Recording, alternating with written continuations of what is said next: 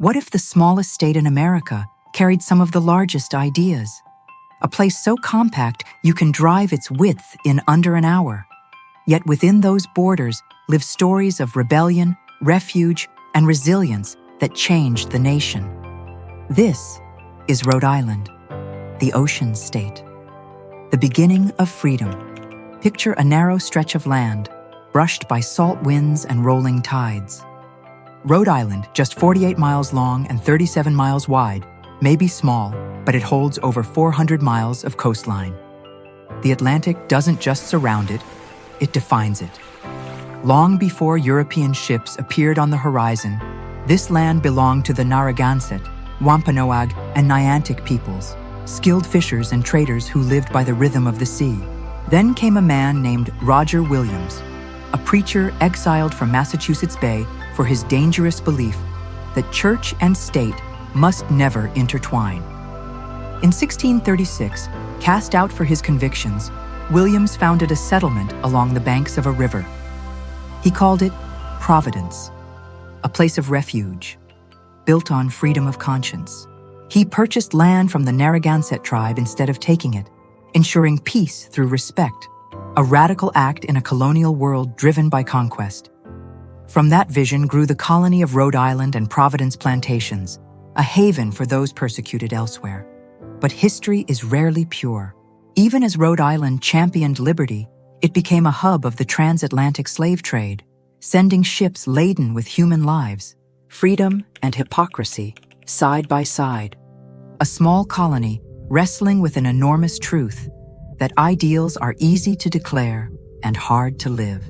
Rebellion and revolution. Fast forward to the early 1770s. Tension boils across the colonies. British taxes, trade restrictions, and resentment all fuel the coming storm. Then, in 1772, a British customs schooner, HMS Gaspee, runs aground near Warwick. Local patriots seize their chance. They board the ship, capture her crew, and set her ablaze. The Gaspee burns into the black night, one of the first open acts of defiance against the crown.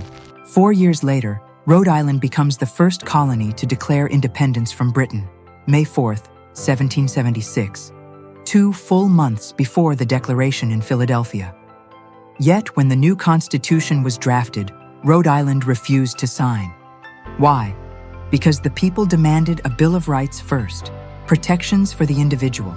It wasn't until May 29, 1790, that Rhode Island finally ratified the document, the last of the original 13 states to join. A tiny state, with an independent streak wider than the Atlantic. As the 1800s unfolded, that rebellious energy fueled another transformation, the Industrial Revolution. Water-powered mills rose along Pawtucket's Blackstone River. Factories spun cotton, forged jewelry, and built a new economy. But progress came at a cost. Children worked long hours in loud mills. Immigrants crowded into tenements. Laborers fought for wages and dignity. Even democracy was limited. Only property owners could vote. Until 1842, when the Dorr Rebellion broke out, an armed protest demanding broader suffrage. The rebellion failed, but the message stuck. Within a year, voting rights expanded to most white men and slowly to others. Rhode Island kept changing, adapting, evolving, questioning. All the while, the ocean watched.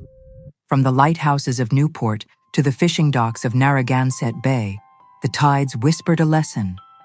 Endurance is not about size. It's about spirit. The ocean state today. Today, Rhode Island is a tapestry woven from contradictions and courage.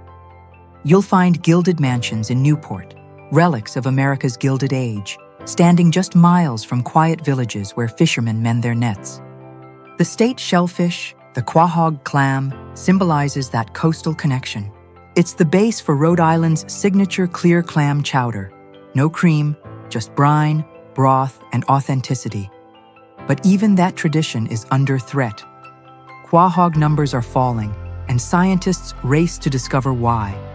It's a reminder that even the smallest ecosystems demand respect. Rhode Island also leads in renewable energy, with the nation's first offshore wind farm at Block Island, spinning in the Atlantic breeze. The same winds that once carried merchant sails now power turbines, progress circling back to nature. In 2020, voters approved removing and Providence plantations from the state's official name, acknowledging its link to slavery and inequality. A symbolic act, but symbols matter. They tell us who we were and who we hope to become. Rhode Island's challenges remain: high costs of living, infrastructure struggles, a fight for equitable opportunity.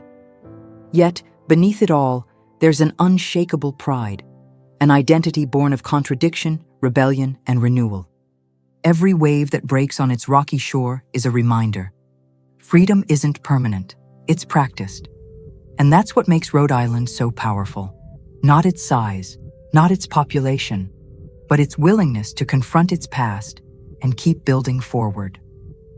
From Roger Williams' plea for liberty to the hum of modern turbines, Rhode Island proves that even the smallest places can hold the biggest ideas. Thank you for joining Inner Light World on this journey through the ocean state. If this story moved you, if it reminded you that history isn't measured in miles, but in meaning, then hit like, subscribe, and sail with us to the next chapter of America's story. Because every state, every story, carries its own light.